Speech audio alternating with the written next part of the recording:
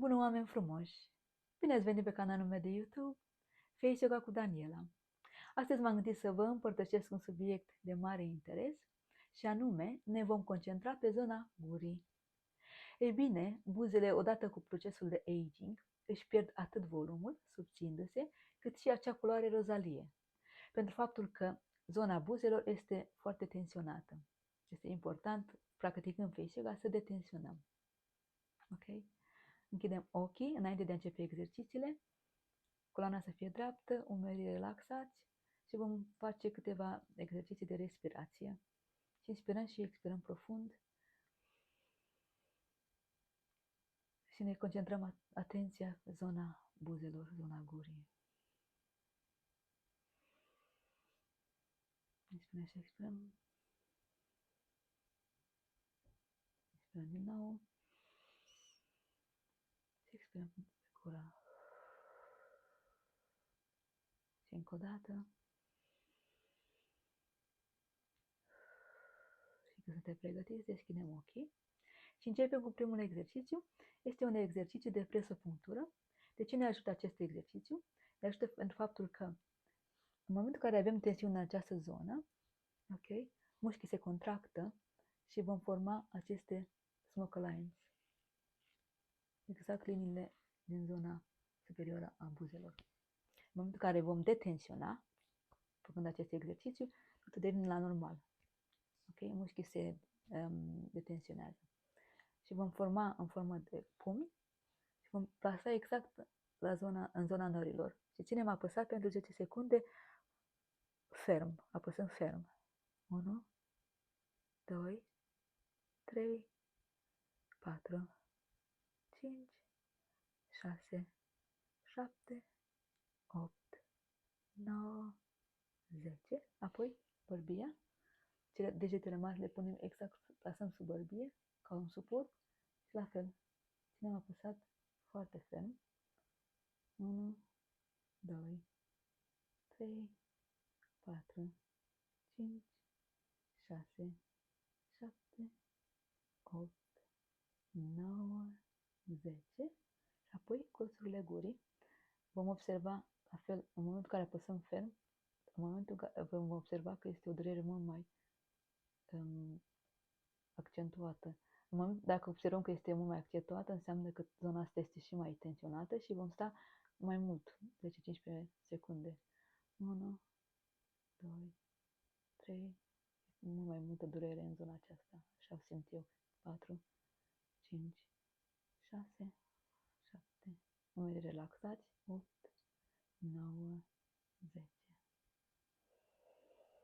Și închidem ochii și vom simți această senzație de relaxare, de detensionare în această zonă și ne bucurăm de acest moment.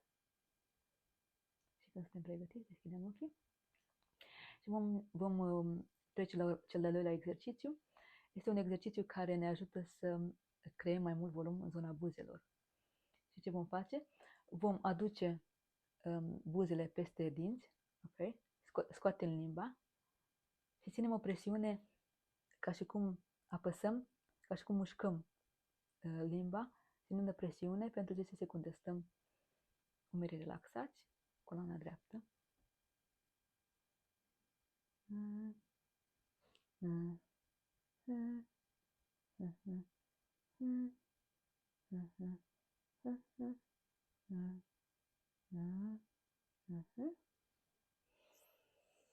Și închidem ochii și deschidem. Ok.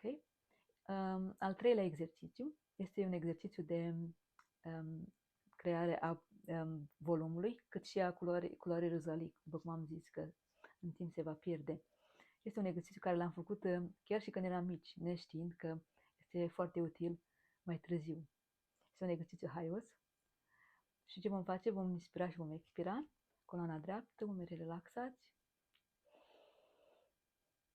Și vom încerca să facem, se numește Bumblebee.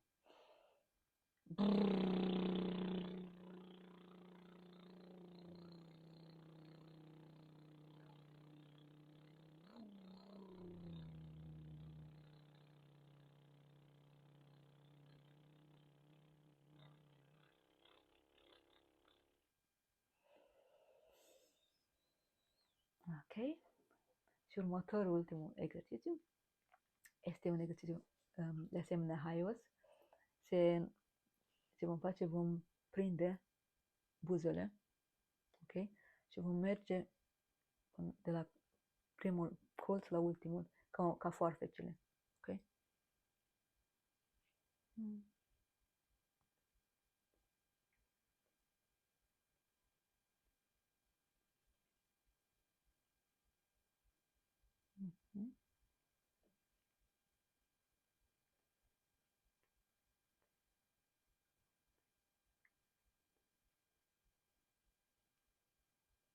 Ok?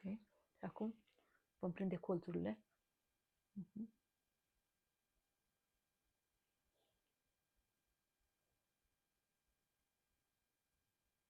Creăm mișcări gentile.